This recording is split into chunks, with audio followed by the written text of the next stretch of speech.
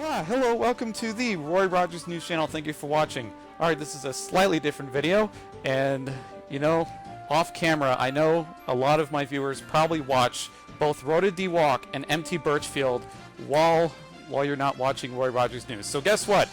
I have brought them here to Roy Rogers News, and I would like to make Roy Rogers News a meeting place for both Rota D Walk and MT Birchfield to talk about the topics that you all have on your mind. So, Rota D Walk, MT Birchfield, would you guys like to say hello to our audience here on Roy Rogers News? Sure. Let you go first. I guess yeah, we probably should figure out an order. I'm Rota D Walk. And I'm Matthew Birchfield. I'm so glad you all got to see me today. Awesome, awesome. I'm sorry. Yeah, no problem. Alright, so there we go. So we have some pretty hot topics that the community would like to know about. So while I was scanning through the forums, I've noticed something that has been in the news. So if you look at your Pokedex, and if you look at Ubers, I know a lot of people are talking about Garchomp. Garchomp made an entrance into the Ubers tier, and you know, I was thinking about alternative uses for Garchomp, and I would like to have you all do a take on this. So I would ideally like to use Garchomp for gym runs and Elite Four runs as well, because if Garchomp can cause that much devastation in PvP, then just imagine how much devastation Garchomp can cause in the environment, whether it be Horde battles, gym rematches, and Elite Four matches. So what do you guys think? What do you think about Garchomp, and what would be a good solution for the existing Garchomp stock? Okay. I'll let Rota go first. Oh, sure. So, well, I definitely agree that Garchomp is fantastic in most PvE things. Against gym rebattles, he's fantastic. In anytime you would want an Earthquake spammer, he's not quite as strong as Excadrill, but doesn't require sand support to sweep gyms. The main thing, though, is even for PvP, I'm still in the boat of don't get rid of him just yet. Like, you've got to hope, because what if they eventually bring back Garchomp and you know, red years into a Dragonite? Like, it's good for PvE, and maybe just hold on to it and hope a little bit. Maybe he'll come back. I agree completely. I would use him for a lot of gym reruns or rebattles, like you said. You know, going through the region. My best friends kind of hit on pretty much everything. Oh, right. Hit on everything. You know, just everything from doing EV training to leveling up Pokemon, all that kind of stuff. He's just a good all-around Pokemon. Really powerful. He got banned to Ubers, and I think he's just really versatile and useful for a lot of different things. Yeah, certainly.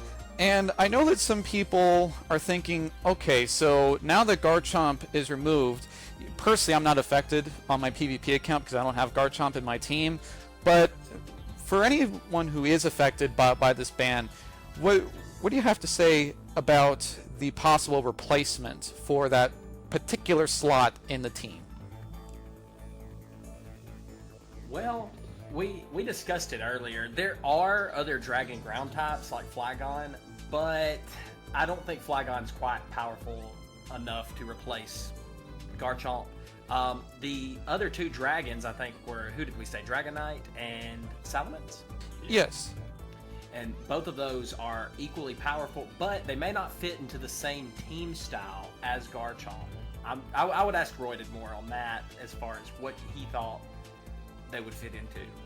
Yeah, I think that there really is nothing that does Garchomp's job even half as well. Some of the biggest draws of Garchomp is that while it could do a sub-SD set, and break through a lot of teams just as an offensive attacker, the fact that mixed Garchomp was incredibly good, the fact that Garchomp could be your stealth rocker as well as your electric immunity, the ability to stack all of those on top of being faster than almost every attacker, on top of being able to live most any hit, having fire moves to deal with Ferrothorn and Scizor, there's no one Pokemon that can take Garchomp's job, so like I think a lot of teams are going to need a pretty decent rework post Garchomp leaving. My team's included. Yeah, that's what I'm the same way. Right. Yeah, certainly. Yeah, so, you know, for Garchomp being banned, I know that some people are affected by that. So, yeah, you know, do whatever you feel is the way to go, and I hope that Rota D Walk and MT Birchfield's advice has helped you out. And for your existing Garchomp stock, like Rode had said, make sure you hold on to it, because just in case the development team reallows Garchomp into the meta, you can be able to use your Garchomp. And you can use, meanwhile, you can use your existing Garchomp for the environment, as I mentioned earlier. So, yeah, so let's go ahead and move on to the next topic, which is the recycled Electrode and Aerodactyl sets. So, back when I used to record tournaments before Rota D Walk came into the scene, I used to tape a lot of tournaments, and I noticed that Aerodactyl has been offensive, and I noticed that Electrode has also been offensive as well. The Electrode was in, I think, UU at the time, and Aerodactyl was OU. This was before Unova. So now that Unova has been implemented, Sinnoh has been implemented, Power Creep has kicked in, now Aerodactyl's attack stat is less than stellar, and some people may be wondering, how can I be able to reuse Aerodactyl? Well, the answer is this. You can. You can actually reuse it as a taunt stealth rock setter. So basically a suicide lead. So that's how you can reuse Aerodactyl. And Electrode, instead of using it as a special attacker, you can reuse it by having it do taunt and screen support. Because if you see its speed, it's base speed 150. So you can do that as well. Some people go for Explosion as the fourth moveset, and some people go for Volt Switch. You can do either one. Roded, what do you think about the recycled Electrode and Aerodactyl sets? Sure. So I think that it definitely, just with their offensive stats and how bulky most Pokemon have gotten, neither of them really are good at being attackers right now. With the Suicide lead set for Aerodactyl, or double screens, taunts, and explosion for Electrode, be careful which team you use it on. They're only, especially the Electrode set, is only really viable on the hyper offense team, where you're using Electrode to force a switch, set up screens, and then attempt to boost with like Cloyster or Volcarona, because you are essentially trading a Pokemon for like 5 turns of screens. So unless in those 5 turns you can essentially win the game, then you're more or less playing the game 5 to 6. So they are good, but they've really been adapted to hyper offense teams. So just careful where you use them. Right. Empty Birchfield, what do you think about this? I think it's pretty cool. I like to use Pokemon that aren't as commonly used. So for me, when you throw it out on an opponent, you've got a different style of play with it. It may catch your opponent off guard. It could be something that you could use to kind of catch people who are looking for the meta rather than these type of Pokemon. But I think it's really interesting. I don't think they're Pokemon that are going to hit the field and just, going to be able to absolutely destroy or anything like that. And that's why you've got the movesets with them, that there are Pokemon that do better than what they do in the offensive category. So that is an interesting set. I've never personally used it, but I'd like to see it in action. Awesome. Yeah, so certainly. And if you want, feel free to spectate any PvP match. And if you see Aerodactyl or Electrode, I ran into a banded Aerodactyl last week, so we what? can virtually Really? guarantee that's how it will be used. Virtually. All right. There we go. But the problem with, like, well, why would anyone want to ban Aerodactyl if it's like base 100 and let's see. Oh no, I don't think it was good. I'm saying I saw it. It didn't win. Yeah. Yeah, I mean, especially, like, I can imagine, like, if Aerodactyl does Rock Slide, alright, great, thanks, I'm going to just go into my Conch, or I'm going to go into, like all the OU meta, I can go into my I can go into my Breloom, I can go into anything, essentially. If Aerodactyl gets locked into one move, or even worse, I can even go into Caesar and just Bullet Punch that thing and knock it out, like, right away. Yeah, exactly. Oh, man. So, yeah, certainly. So, and also Skymery walls it pretty well as well. Yep. So, now that we discussed about Electrode and Aerodactyl, now it's time to get into the meat of it. So, how do you grow in your competitive skills on PokeMMO? So, for me, from my experience, I would advise people just trial and error a lot. And if you have friends in the competitive scene, you can have them loan you some comps.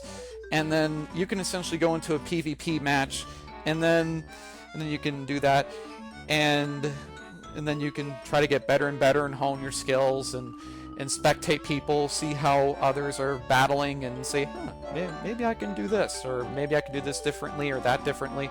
So yeah, so essentially spectate people and talk with competitive people, and that should be good. So Roaded Empty Birchfield, what do you guys think about how to grow as a competitive player? Yeah, I'll let you take that one first. Okay. So for me, we discussed this a little bit. I like to go back and look at older styles of play. I like to look at Smogan. I know people are probably going to cringe when I say that, but I like to go see what were the common styles of play back when Gen 5 was around, and then try to adapt that to the new movesets. We discussed this, that we have the movesets up to Gen 8, but there are certain moves that aren't actually in the game yet. But there are certain moves that have been added in, and you can account for those. Maybe there's a better set than was previously used back during the Generation 5 era. But I like to look at it and kind of watch, contrast. I watch a lot of the more large-scale Pokemon competitive battlers like Wolfglick, people like that.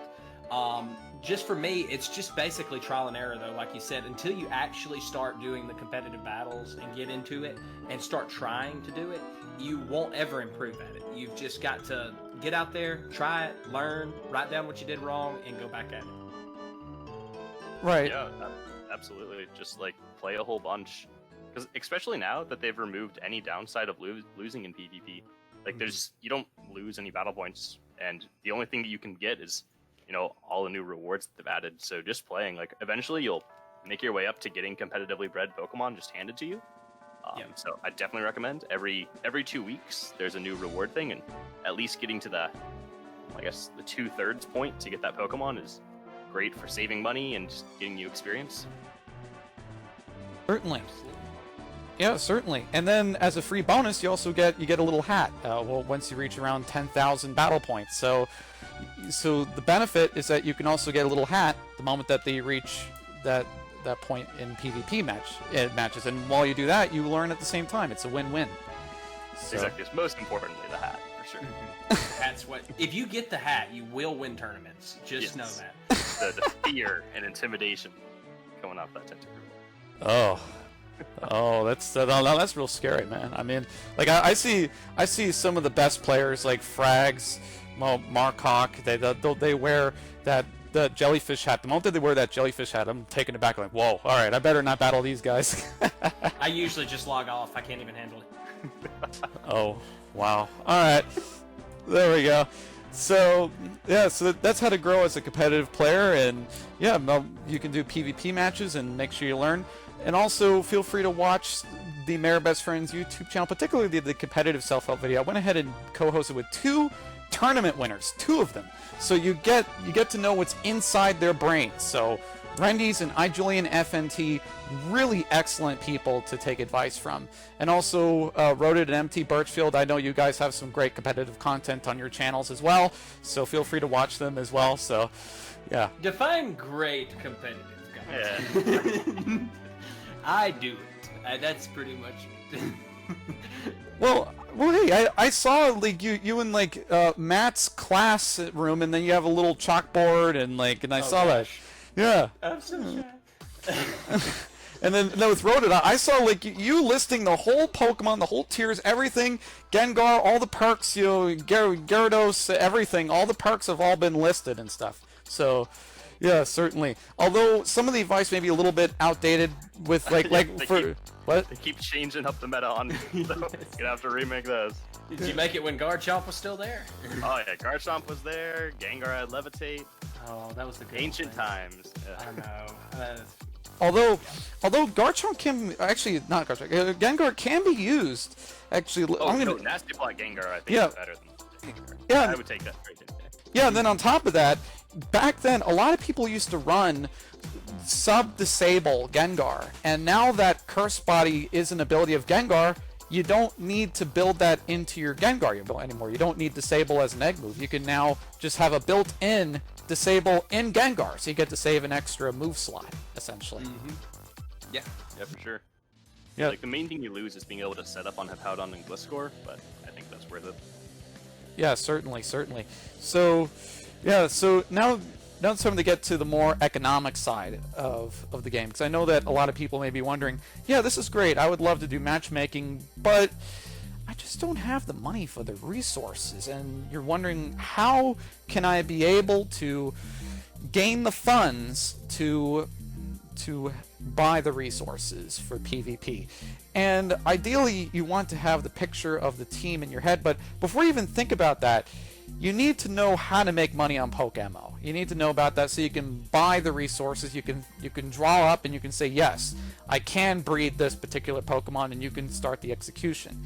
Now, you may be asking, how do you make money? Now, me personally, and Empty Birchfield and Roded agree on the gym runs, but I'm going to tell you about my way because this is more of a general channel. Although this video is more competitively oriented towards a competitive audience, but I know that general Roy Rogers News viewers are probably watching and they're wondering, like, how can I make money? And because I can't really do gym rematches yet because I don't have competitive Pokemon. Well, you can start up a service and you can charge money for EV training and leveling, and there's such a low barrier to entry to EV training or leveling. Feel free to watch the video that Jerry and Lynn fans made down in the description below. We made a self-help video about how to start up a service. I know I advertised it a lot on MT Birchfield's channel, didn't I? Yes, sir. Yes, sir. Yeah. So, yeah, I advertise it a lot, and yeah, it's the lowest barrier to entry, and yeah, well, it's the lowest barrier to. Oh, great! Shout out to Dab. All right, so there we go. So starting up a service, you can certainly do that. Very low barrier to entry. You can go ahead and go in with your story mons even. Just teach it Earthquake like Nino King or Venusaur. Actually, yeah, Venusaur. I think Venusaur can learn Earthquake. Yeah. So, yeah, you can also go with your Swampert as well. If you had a Swampert as a starter, you could teach Swampert Earthquake. And yeah, just go out there, teach your Swampert Surf, and then start up a service, EV train for people if you know all the locations, and then that's how you make money on PokeMMO. Is that you essentially have the story mon that you use, and then you just scale up resources until you can eventually buy up either a gym team or you can buy up a Teddy Ursa, which has the ability pickup, which you can then start picking up items, and you're essentially being paid to treasure hunt. Like, you can pick up nuggets and star pieces, which you can also sell in the Pokemart, and it's just going to speed up your money making tactics. So feel free to start up a service and then just scale from there. So MT Birchfield, Road Walk, I know you guys wanted to discuss about gym runs. So what's your take on that? Well, for me, I like to do gym runs. You can run an amulet coin, and I think it's an hour long. Is it not, Roded? Yeah, if you're right. Okay. So an hour-long phase to use an amulet coin, you get boosted money. I'm not sure the exact percentage, but I'll do gym reruns and basically run through with a fairly decent team. I mean, you just have 6 pretty good Pokemon that you feel confident can beat the gyms, and I go through, I'll do 2 regions in an hour, and what I usually do is I sit down and I just throw on a YouTube video or watch or listen to music or something like that and do gym reruns and go through and battle all the gym leaders in a specific region and then travel to the next one and battle all of them. I think you may make, I can't remember the exact amount, but about 200,000 maybe between 3 regions. Yeah, that sounds about right from what I've done. Yes. Do you have anything to add to that, Roded? I don't know. I really like that too. Battle Frontier farming, if you guys watch my older videos, was my favorite thing to do, but with the new PvP system, just throwing battle points at everyone, it really lost their value.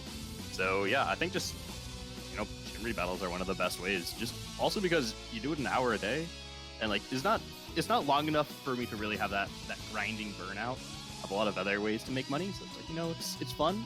The gyms, they'll fight back. Yeah, certainly. And yeah, just keep in mind you need the resources first. So make sure you scale up.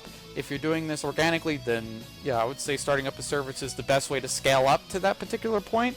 Which then at that point you can just close up your whole shop, and then you can just do the gym runs as MT Birchfield and Road Walk mentioned here on the program. So yeah, so it's important to have the resources available. Isn't that right, guys? Absolutely. Oh yeah.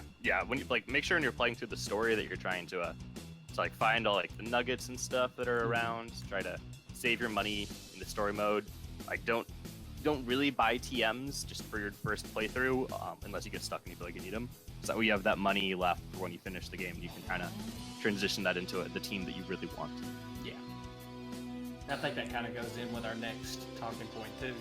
Yeah, you're right. That's actually a pretty good transition. So the budgeting tips. So, yeah, so when you do the story, for me personally, as Rhoda DeWalk mentioned earlier, if you're doing the story, make sure you save money. Don't be spending money on stuff that you can buy that's external. Like, for instance, vanity. So don't be spending your Pokeyen on vanity, and if you want, you can go to the gift shop and help out and contribute to the server expenses, because that's how PokeMMO pays their servers, is by people contributing to the gift shop.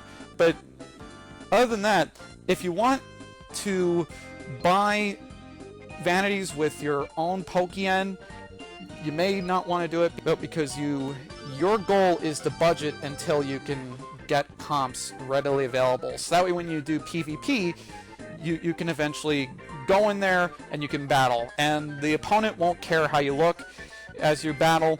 All the opponent's going to care about is, oh wow, I just got sweeped by this person. Wow.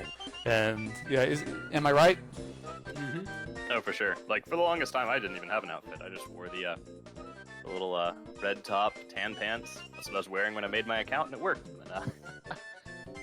And our best friend hooked me up with this little tux.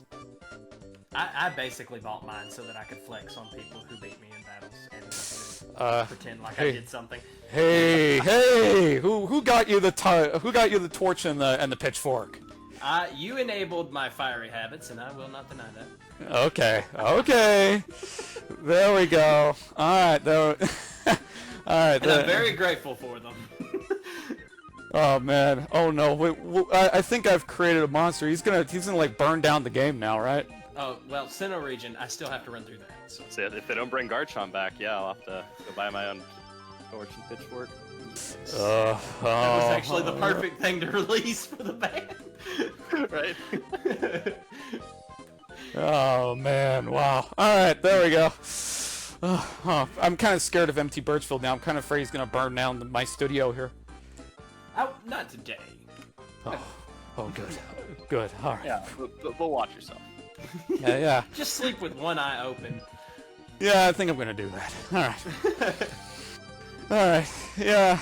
So, I just want to mention that, also breeding is expensive, so, yeah, just save money, buy the resources, breed it up, and, yeah, and you should be good. So, yeah, so budget. That's very important, and, yeah, that's how you make pretty good money here on PokeMMO. Also, I know that somebody mentioned berry seeds. I know some people mentioned that to me. Yes, but you're going to need a stopwatch. And you're going to have to log in every 6 hours to about 6 hours to water your plants. And if you have an intense schedule, you may not have the privilege of berry farming. So I would like to have a take on with Rhoda DeWalk and Empty Birchfield. What do you guys think about berry farming? What do you think? Well, okay, I just want to say, like, for the casual player, probably Gym Battles is going to be the better option than berry farming. I myself, I've never even done berry farming. I've just made every bit of money I made has been through doing the Gym Battles, just because I don't have that time to dedicate to it between college and doing YouTube, and then also, going to work and all that kind of stuff. So for me, personally, I don't have the time to dedicate to it, so it's easier to just do Gym Battles. I don't know how Rhoda may feel about that. Yeah, exactly. Like, so berry farming, in a perfect world where you are trying to make as much money as fast as possible, having berry farming going on in the background while you do whatever you're grinding for money is technically the fastest, but like I mentioned before, you need to be on it every 6 hours. I hope you don't have school or sleeping needs to do it. Be prepared to make a really big time investment if that's how you want to make money. Yeah, and for most casual players. And I know that some people listening, because I get feedback. I know that some people listening actually have a husband and wife, so you may even have to postpone a lovely night just so that way so you can grind for the berries. That's. I love how we're all making berries this evil thing. Do you want to give up your life? Yeah. Is that what you want? Were those berries worth it? Hold on, buddy. I'll be right back. I've got to go farm my berries. Again, Steve? We're being really mean to berries. We like berries, guys. Yeah, and then also, it could affect marriage. It could affect work as well. Like imagine telling your employer, like, hey guys, I'm so sorry, Bob. I got to take a break. I have to farm my berries on PokeMMO, and just like you can't really do that so easily in school or work or Your boss is like, why did you spend 45 minutes in the bathroom? Well, I was messing with my berries. That's not gonna work. Probably, yeah. Yeah, might want to avoid that one. Yeah. It's awkward conversations. So work, school, marriage, it's like berry farming may just affect it all. So make sure you have an efficient time for Take the risk. for me personally, a guy who can't log in on Friday or Saturday due to religious reasons, I can't. My berries are gonna die while I'm gone. So so I can't. So there we go. So work, school, religion. There's a lot of reasons to not really do berry farming if you have a busy schedule.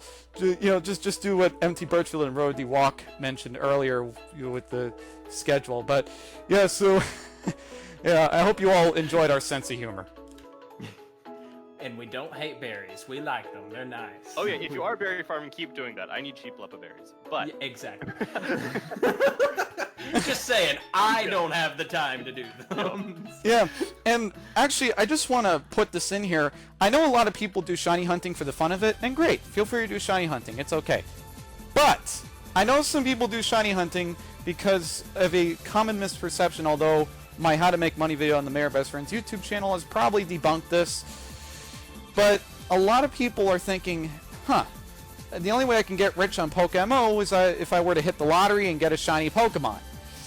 Well, shiny Pokemon 1 out of 30,000, and also you're not really being efficient with your time, because while you could be shiny farming, you could be rebattling gyms, you could be starting up your service, you could be doing a lot of stuff. Hey, you can actually start up a service and shiny hunt at the same time. Why not? But if you're just doing shiny hunting just to hit the lottery, then you're treating shiny hunting more as like the Powerball rather than as a leisurely activity. What do you guys think? oh yeah, it's it is not an effective way to grind. No.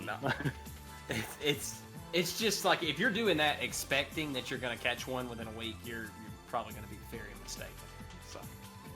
Yeah, certainly. So yeah, just keep in mind, don't play the Powerball if you don't want to play the Powerball. Just shiny hunt for fun. Sometimes I do it every now and then because somebody in my friends list asks me to go on a shiny link, and that's nice of them to invite me to it. But don't do it for the sole expectation of getting rich, because it's just do it for fun. And and if you want to make money, do another tactic, like gym runs, or if you have the time, berry farm. But again, if you have marriage or work life or religion, you can't really do much with berry farming per se. But yeah, just do the gym rematches or start up a service, and those are a lot more flexible with your schedule. And so Roadie Walk at MT Birchfield did a pretty good synopsis on that. So lastly, I would like to ask, how do you grow as a player? So I know a lot of people ask me this particular question, and my answer is this. And I know I'm going to revolve right back to starting up a service, but it's so relevant to my story. So back when I started up the service in 2014, I can't tell you how many connections I established while starting up a service. I knew someone in the Tier List Council. I established a lot of connections with so many people that I can name. And starting up a service can really build up a lot of connections. And if you want to see a video on that, feel free to watch the video with me and Lynn down in the description below. MT Birchfield, Road D Walk, what's your advice about how to grow as a player? I'll let you go first, Rody. All right. Honestly, I think a big thing is just play the game. In whatever way you prefer to play the game. At the end of the day, this isn't Smogon. This isn't a battle simulator. like the fact that you have to spend a whole bunch of time breeding up your Pokemon is why I like this game. So you don't have to focus too much on like, I don't have a perfect competitive team. Like, the point of this is just like to enjoy Pokemon, like the way we all, enjoyed Pokemon growing up. Is I'm assuming what drew us here. So just like find people you enjoy playing with is a big one. That like helps you, stay motivated to keep playing. Absolutely. Do what you enjoy. I'm almost disconnected for an activity. Sorry. For me, I agree with him. I think what you got to do is you got to start meeting people. A big part of it is, trying to find what you want to do in PokeMMO. I think that's kind of fun. A lot of different people, like you said, some people like to shiny hunt. Some people like to go and do competitive battles, and some people like to put on cosmetics and stand around. And the big thing though is you've got to start berry farming.